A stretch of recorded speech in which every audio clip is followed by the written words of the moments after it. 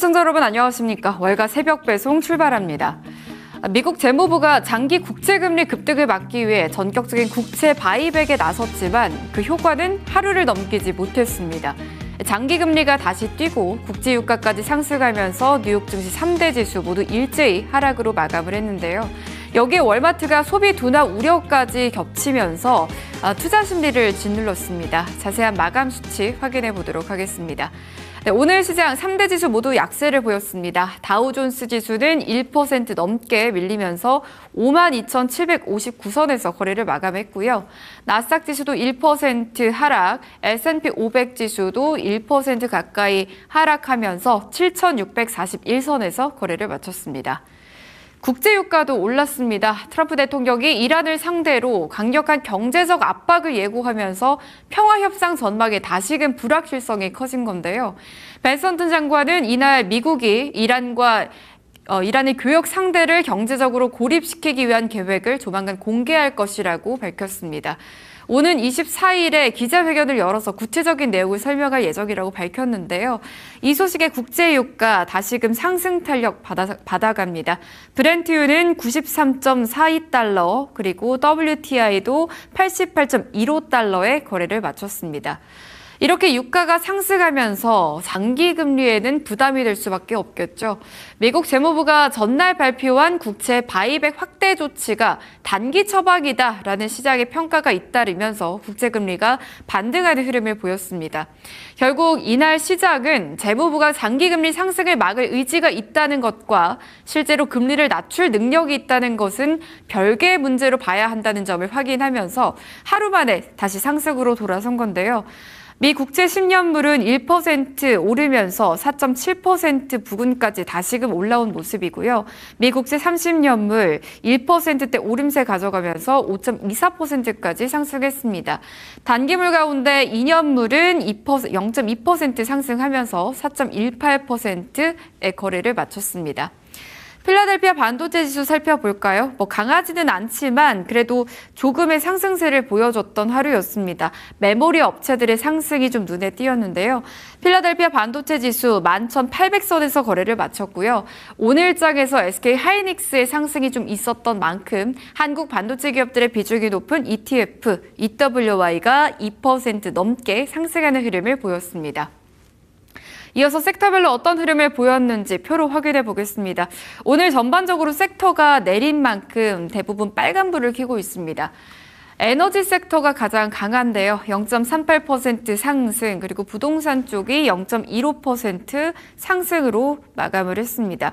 그 외로 나머지 업종들은 모두 약세를 보인 가운데 아무래도 소비주 쪽에서 2% 가까이 밀렸는데요.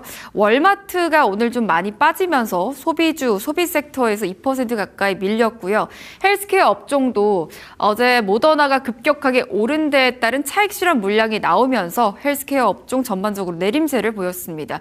그 외로도 필수 소비재라든지 산업재, 그리고 파이낸셜, 커뮤니케이션 서비스, 유틸리티 전반적으로 소재까지 모두 내림세를 보였던 하루였습니다. 이어서 히트맵 한번 살펴보시죠. 전반적으로 시장이 약세를 보인 가운데 반도체 업종도 그렇게 강하지는 않았지만 그래도 그 안에서 SK 하이닉스를 포함한 메모리 기업들에게는 수급이 좀 유입되는 모습이 보였습니다. SK 하이닉스가 4.4% 상승, 마이크론 테크놀로지도 4% 가까이 오르는 모습을 보여줬고요. AMD 그리고 TSMC 모두 0.6에서 0.9%대 오름세를 보였습니다. 이런 가운데 소프트웨어 업종에서는 또 대부분 내림세를 보였는데요. 마이크로소프트라든지 오라클, 팔란티어 그리고 크라우드까지 모두 내림세를 보였습니다. 그나마 장비 쪽에서는 램 리서치가 1%대 오름세 가져가는 모습이 보였네요. 애플은 어제까지만 해도 상승 흐름을 타다가 오늘장에서는 다시 하락으로 돌아섰고요. 스페이스X 4% 넘게 밀리는 모습 보여주고 있습니다. 앞서도 잠깐 언급을 드렸지만 헬스케어 업종 전반적으로 빨간불이 짙은데요. 어제장에서 모더나가 급격하게 올랐던 데 따른 차익 실현 물량이 나오면서 오늘장에서 모더나 20% 넘게 급락을 하는 모습을 보였고요. 그와 함께 헬스케어 업종 전반적으로 내림세를 보였습니다. 일라이릴리가 3% 가까이 빠졌고요. 존슨앤존스가 2.2% 약세, 아비브, 머크사 모두 내림세를 보였습니다. 길드라든지 나머지 기업들 모두 빨간불을 켜고 있는 모습이 확인되고 있습니다. 구글도 오늘 1% 넘게 밀린 가운데 아마존 2% 넘게 빠졌고요. 전반적으로 오늘 장에서 빅테크주들 내림세 보였던 하루였습니다. 무엇보다 오늘 하락이 가장 짙었던 건 바로 월마트인데요. 월마트의 실적이 발표됐는데 실적 자체가 나쁘진 않았지만 소비 둔화 우려가 나오면서 9% 넘게 밀린 겁니다. 자세한 내용은 뒤에서 짚어보도록 하겠습니다. 자, 그리고 어젯밤 발표된 여러 지표들 한번 살펴볼까요? 먼저 고용시장에서는 신규 실업수당 청구 건수가 20만 6천 건으로 집계가 됐습니다. 시장 예상치인 21만 건보다 낮았고요. 전주보다도 6천 건 감소했습니다. 기업들의 해고가 여전히 많지 않다라는 의미가 될 수 있겠는데요.